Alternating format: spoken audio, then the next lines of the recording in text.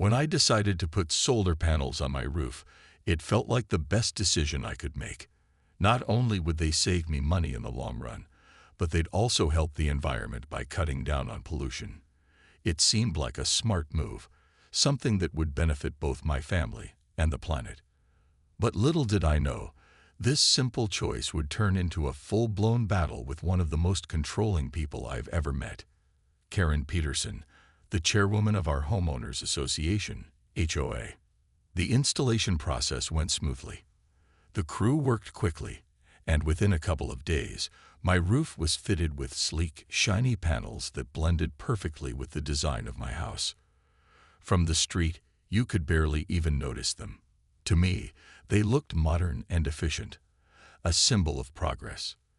But to Karen, they were apparently an eyesore. It didn't take long for her to show up at my doorstep. She arrived early one Saturday morning, clipboard in hand, wearing her signature scowl. Her blonde hair was pulled back into a tight bun, and her lips were pressed together like she'd just bitten into something sour. Without so much as a hello, she launched into her lecture. "Sarah," she said, her tone dripping with disapproval, "I'm afraid these panels are not in compliance with Section 6.7 of the HOA guidelines." She flipped through her clipboard dramatically, as if searching for evidence to back up her claim. "They disrupt the architectural consistency of the neighborhood." I blinked at her, trying to process what she was saying. Architectural consistency? Seriously. These panels were subtle, functional, and eco-friendly. How could anyone object to them? But before I could respond, she shoved a piece of paper into my hands. It was a formal notice, complete with a deadline for removal and a warning about fines if I failed to comply. My stomach sank. This couldn't be real.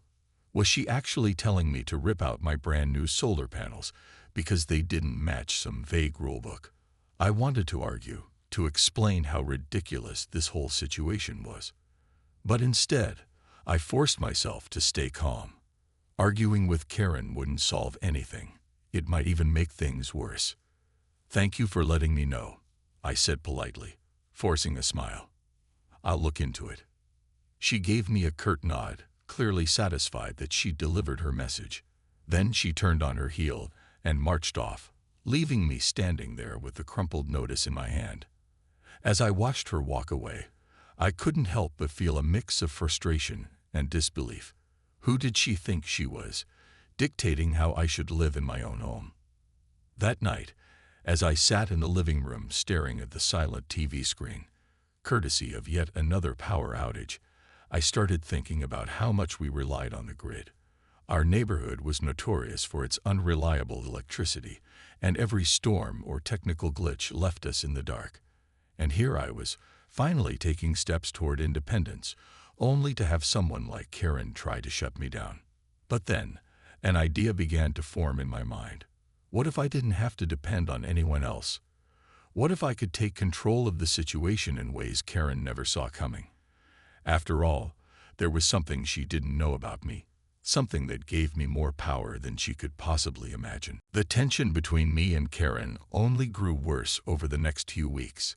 Every time she drove past my house, her eyes would narrow as she glared at the solar panels, like they were some kind of personal insult. She wasn't just upset, she was obsessed. Her emails became more frequent, each one filled with thinly veiled threats about fines, legal action, and even foreclosure if I didn't remove the panels. At first, I tried to ignore her. I figured she'd eventually lose interest or move on to harassing someone else. But Karen wasn't the type to give up easily. One morning, I woke up feeling optimistic. The sun was shining brightly, and my panels were working perfectly, generating enough energy to power my entire home. For a moment, it felt like everything was going to be okay. That optimism didn't last long. As I stepped outside to grab the newspaper, I noticed something odd. My solar array looked wrong. Some of the panels were tilted at strange angles, wires dangled loosely, and shards of glass littered the ground beneath them. Someone had vandalized my system. My heart sank as I realized what had happened. This wasn't an accident. Whoever did this knew exactly what they were doing. They wanted to destroy my investment and send a clear message. And there was only one person who could have been behind it: Karen Peterson.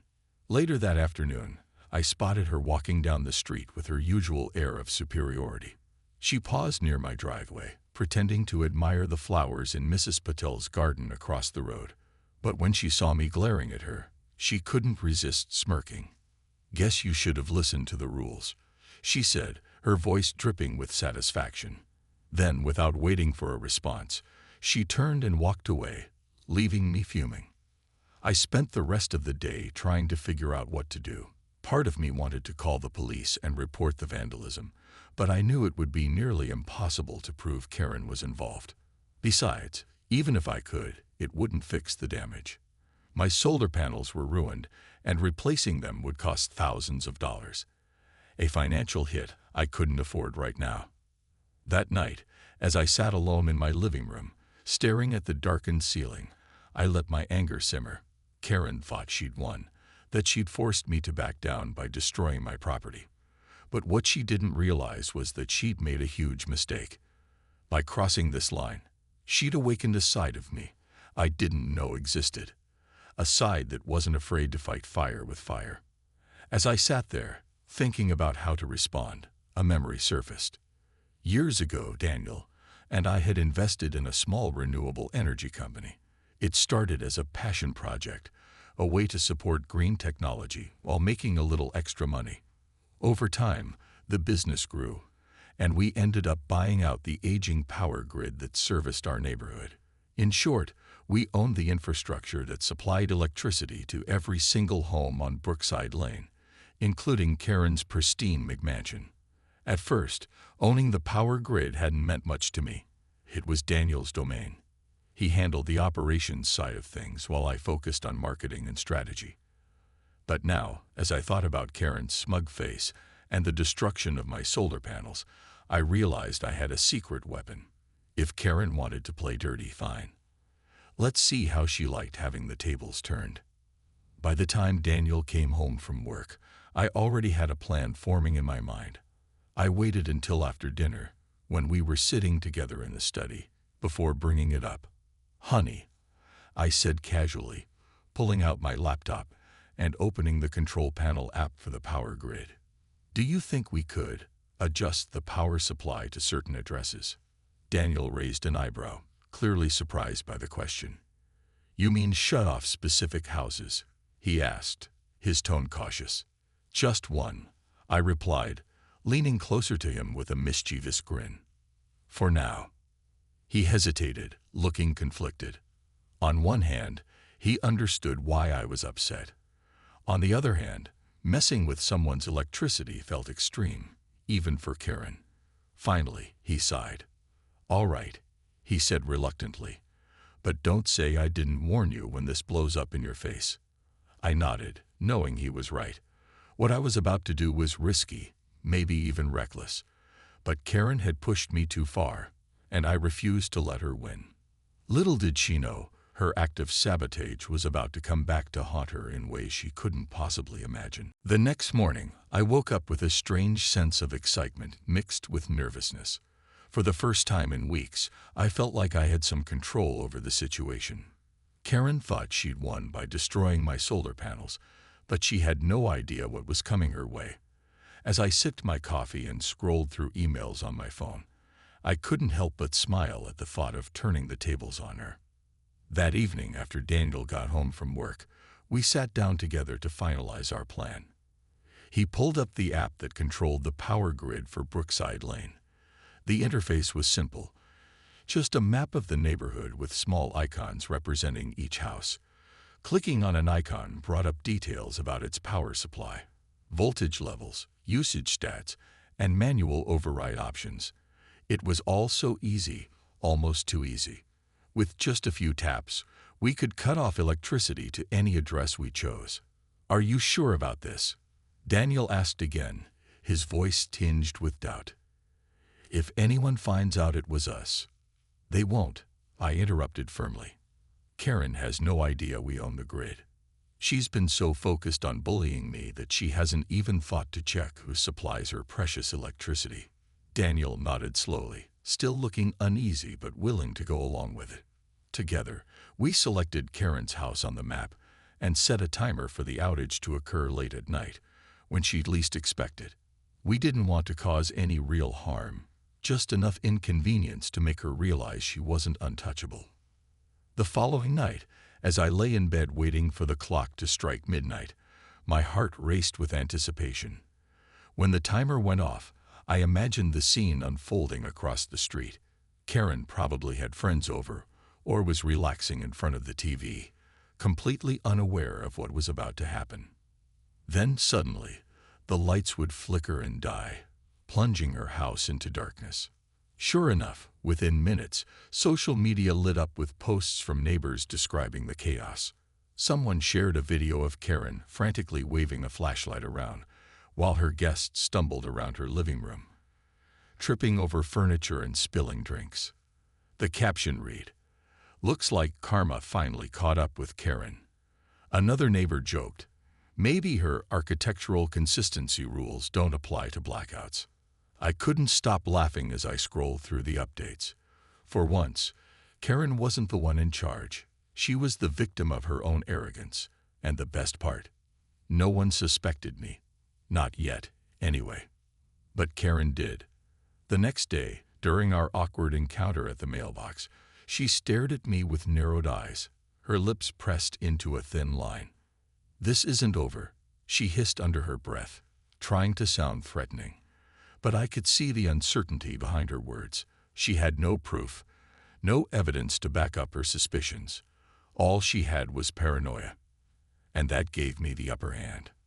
Over the next week, I kept pushing her buttons, orchestrating more outages at inconvenient times. Sometimes it happened while she was cooking dinner, leaving her stuck with half-prepared meals. Other times, it struck right as she settled in for a movie night or during her early morning routine. Each incident seemed to chip away at her composure, making her more agitated and desperate. Neighbors began whispering about the strange pattern of outages affecting only Karen's house. Some joked that her bad behavior had summoned some kind of cosmic punishment. Others speculated about technical issues or faulty wiring. No one dared suggest foul play. Not yet, but the rumors were enough to keep everyone entertained. As for me, I knew I was playing a dangerous game. Every time I flipped the switch, I risked exposing myself. But watching Karen squirm made it worth it. Still, I couldn't keep this up forever. Sooner or later, she'd figure out the truth, or someone else would connect the dots. I needed a way to end this feud once and for all before things spiraled out of control. For now, though, I savored every moment of revenge. Karen had picked the wrong person to mess with, and she was about to learn that lesson the hard way. Karen's frustration was becoming impossible to hide. Each time I cut the power to her house, she grew more unhinged. It wasn't just the inconvenience, it was the humiliation. Her perfect, polished image was cracking, and everyone on Brookside Lane could see it. Neighbors whispered behind her back, exchanging knowing glances whenever another outage struck. Even her closest allies on the HOA board started avoiding her calls. The woman who once ruled our neighborhood with an iron fist now looked like a cornered animal. One evening, as I sat on my porch sipping tea, I noticed Karen pacing in her driveway. She held her phone to her ear, gesturing wildly as if arguing with someone. From the snippets I caught, it sounded like she was yelling at the utility company again. "This can't keep happening," she shouted, loud enough for half the block to hear. "There has to be a reason why it's only my house." I couldn't help but smirk. Oh, there was definitely a reason, but it wasn't anything the utility company could explain. Karen must have called them a dozen times by now, demanding answers and inspections. Of course, every technician sent to investigate found nothing wrong with her wiring or equipment. How could they? The problem wasn't with her house, it was with me. But Karen wasn't ready to admit defeat. Instead, she doubled down, determined to find someone to blame. She filed a formal complaint with the city, accusing unnamed neighbors of harassment. She posted passive-aggressive messages in the community chat group, warning people about malicious acts that threatened the harmony of Brookside Lane. And she even hired a private investigator, hoping to uncover evidence against whoever was targeting her. Watching her scramble was almost entertaining. Every new accusation or wild theory made her look more paranoid and unhinged. One neighbor joked that Karen was starting to sound like a conspiracy theorist. Another suggested she might be imagining things altogether. But despite all the ridicule, Karen refused to give up. If anything, her desperation fueled her resolve. Meanwhile, I continued my campaign of subtle sabotage. I timed the outages carefully, always choosing moments when they'd cause maximum disruption but minimal harm. For example, one night, I cut the power right as Karen was hosting a dinner party for her book club. Guests arrived to find her standing in the dark, clutching a flashlight and muttering under her breath. Plates of cold appetizers sat abandoned on the counter, and candles flickered erratically as she tried, and failed, to salvage the evening. The fallout from that incident spread quickly across social media. Someone snapped a photo of Karen holding a candle like a torch, looking utterly defeated. Others shared memes poking fun at her misfortune, captioned with lines like, "Even the universe doesn't follow Karen's rules." By morning, the entire neighborhood was buzzing with laughter and sympathy for anyone brave enough to attend one of her parties. Still, Karen wasn't stupid. Despite her growing paranoia, she began piecing clues together. She noticed patterns in the outages, realizing they coincided with moments when her behavior had particularly irritated me. She also started paying closer attention to my movements, watching for signs that I might be involved. Once, I caught her spying on me from behind her curtains as I watered my plants. When our eyes met, she quickly ducked out of sight, embarrassed but undeterred. Her suspicion weighed heavily on me. I knew I couldn't keep this up forever without risking exposure. Sooner or later, she'd gather enough evidence, or make enough noise, to draw unwanted attention. And while I enjoyed seeing her squirm, I didn't want to cross the line into something truly reckless. That's when I realized I needed a way to end this, not with a whimper, but with a bang. Something dramatic enough to settle the score once and for all. An idea began forming in my mind, one that would force Karen to confront the truth and hopefully teach her a lesson she wouldn't soon forget. But executing it would require careful planning and nerves of steel.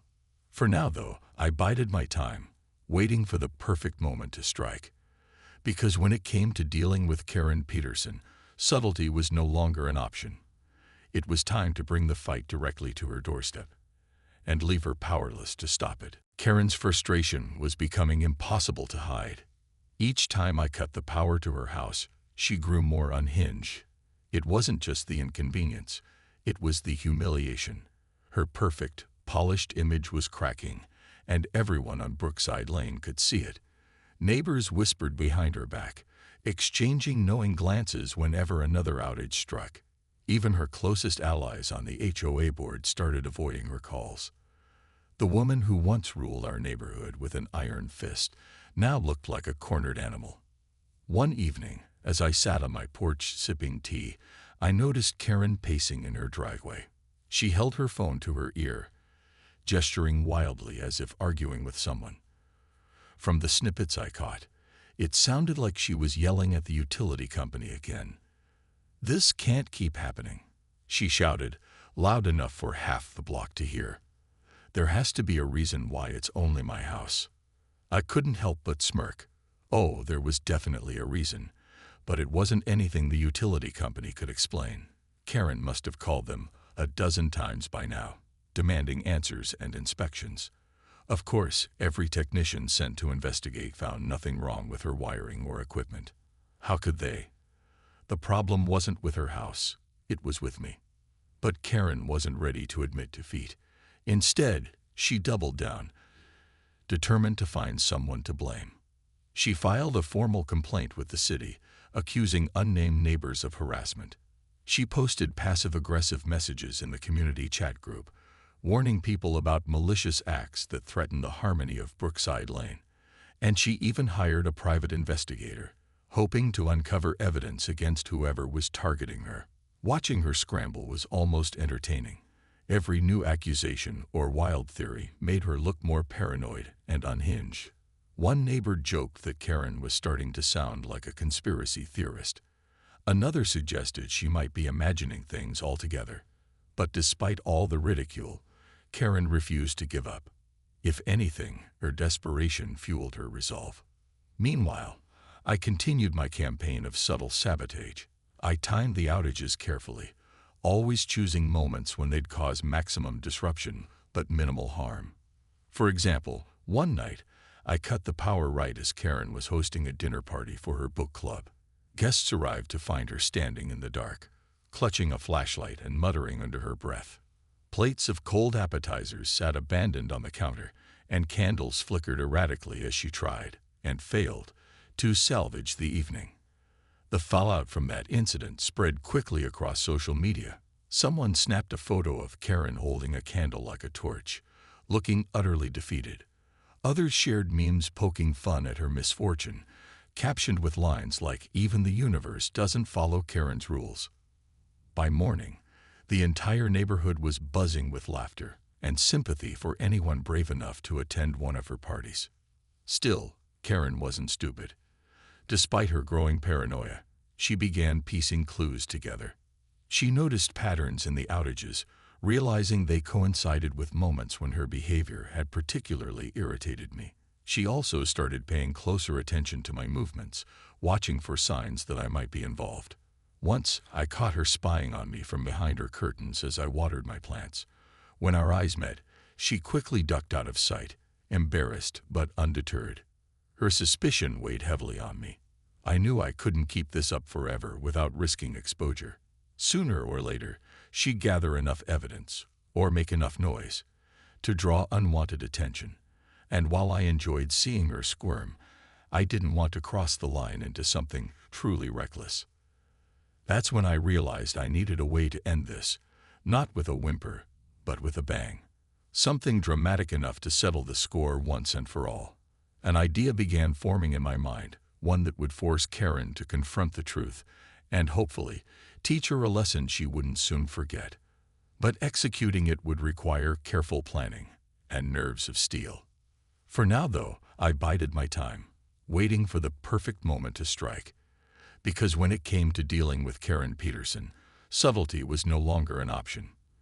It was time to bring the fight directly to her doorstep and leave her powerless to stop it. The fallout from the HOA meeting spread like wildfire through Brookside Lane. By the time I got home, my phone was buzzing nonstop with messages from neighbors, some congratulating me, others sharing memes about Karen's downfall. Even Mrs. Patel stopped by later that afternoon, bringing a plate of homemade cookies as a gesture of gratitude. "You've given us all hope," she said with a warm smile. "Maybe now we can finally breathe easy around here." Karen, on the other hand, seemed to vanish overnight. Her house sat eerily quiet, blinds drawn, and driveway empty. Rumors swirled about her skipping town altogether, though Greg assured me he'd seen her sneaking out early in the morning to avoid attention. Whatever she was doing, it was clear she wasn't ready to face the consequences of her actions, or the embarrassment of being publicly exposed. But while most of the neighborhood celebrated this newfound sense of freedom, I couldn't shake the feeling that something was still unresolved. Yes, I'd won the battle against Karen, and yes, the HOA had backed off their ridiculous rules about solar panels. But revenge, even clever, well-deserved revenge, didn't sit right with me. Every time I thought about cutting power to her house or watching her squirm during those outages, a small part of me wondered if I'd crossed a line. Daniel noticed my unease one evening as we sat together on the porch. "What's wrong?" he asked, setting his coffee mug down. "Aren't you happy? You beat Karen at her own game." "I am," I admitted slowly. "But do you think I went too far? I mean, what if someone else had been hurt because of the outages? What if Karen decides to fight back?" He considered this for a moment before responding. "Look, Sarah, what Karen did to your panels was wrong.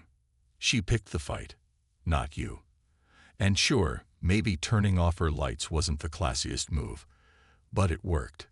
Sometimes, people like Karen only understand power when it's used against them. His words made sense, but they didn't fully erase my doubts. Still, I knew I couldn't dwell on it forever. Life on Brookside Lane had already begun to change, for the better. Neighbors who once avoided eye contact now waved hello and stopped to chat. Kids played outside again without worrying about Karen's watchful glare. Even the community bulletin board, once cluttered with nitpicky notices about lawn ornaments and mailbox colors, now featured flyers promoting sustainability workshops and neighborhood cleanup events. As for my solar panels, I wasted no time repairing them. Within days, they were back up and running, gleaming proudly in the sunlight. This time, no one complained, not even Karen. In fact, several neighbors approached me afterward, asking how they could install similar systems on their own homes. It felt surreal to go from being ostracized to becoming some kind of local hero, but I welcomed the shift. If anything, it proved that standing up for yourself doesn't just benefit you, it can inspire others to do the same. One afternoon, as I tended to my garden, Greg came over with a 6-pack of beer. "Mind if I join you?" he asked, holding up the bottles with a grin. We spent hours talking about everything: the HOA drama, the future of Brookside Lane, and even plans to push for more eco-friendly initiatives in the neighborhood. For the first time in months, I felt hopeful, not just for myself, but for the entire community. Still, there was one loose end I couldn't ignore: Karen. Despite her absence, she remained a lingering presence, a reminder of the damage unchecked power could cause. I wanted closure, not just for me, but for everyone affected by her behavior. So, after much deliberation, I decided to pay her a visit. Her front door creaked open hesitantly when I knocked. Karen stood there, looking smaller somehow, her usual confidence replaced by exhaustion. For a long moment, neither of us spoke. Then, summoning every ounce of courage, I broke the silence. "Karen," I began gently, "I don't want this feud between us anymore. We both lost sight of what really matters: a peaceful neighborhood where everyone feels welcome. Can we start over?" She stared at me, wide-eyed, as if unsure whether to trust me. Finally, she nodded slowly. "Okay," she whispered. "Let's try." It wasn't a perfect resolution, but it was a start. As I walked away, I realized something important. Winning isn't always about proving someone wrong. It's about finding a way forward together. And for the first time in a long time, I believed Brookside Lane might actually have a chance to become the place I'd dreamed of when we first moved in. In the weeks that followed my conversation with Karen, Brookside Lane began to feel like a different place. The air seemed lighter, freer, as though the weight of her rigid control had finally lifted. Neighbors who once tiptoed around her rules now embraced their newfound freedom. Front yards sprouted colorful flower beds, wind chimes tinkled gently in the breeze, and even a few solar panels popped up on rooftops besides mine. It was as if the entire neighborhood had been waiting for permission to breathe, and now they finally could. Karen kept a low profile after our talk, but I noticed subtle changes in her behavior. She stopped attending HOA meetings altogether and avoided confrontations with neighbors. At first, I wondered if she was plotting another round of retaliation, but over time, it became clear she was simply stepping back. Whether out of shame or defeat, she no longer tried to micromanage everyone's lives. For the first time since moving here, I saw glimpses of the person she might have been before power went to her head. A quiet, reserved woman who preferred solitude over drama. One sunny Saturday morning, I woke up early to tackle some gardening. As I knelt by my flower beds, pulling weeds and planting marigolds, I heard footsteps approaching. Looking up, I spotted Karen standing at the edge of my driveway, holding a small potted plant wrapped in burlap. She hesitated, shifting nervously from one foot to the other. "Hi," she said softly, almost shyly. "Can we talk?" I set down my trowel and wiped my hands on my jeans. "Of course," I replied, gesturing for her to sit on the porch steps. She placed the potted plant beside her and fidgeted with its leaves before speaking. "I owe you an apology," she began, her voice trembling slightly. "For everything. The panels, the harassment, all of it. I let my ego get in the way, and I hurt people, including you. That wasn't fair." Her words caught me off guard. This wasn't the Karen I'd come to know, the sharp-tongued enforcer who lived by her clipboard. This was someone vulnerable, human. I nodded slowly, giving her space to continue. "I thought enforcing the rules made me important," she admitted, "but all it did was push people away. I don't want to be that person anymore." We sat in silence for a moment, the sound of birds chirping filling the gap between us. Finally, I spoke. "Thank you for saying that." I told her sincerely.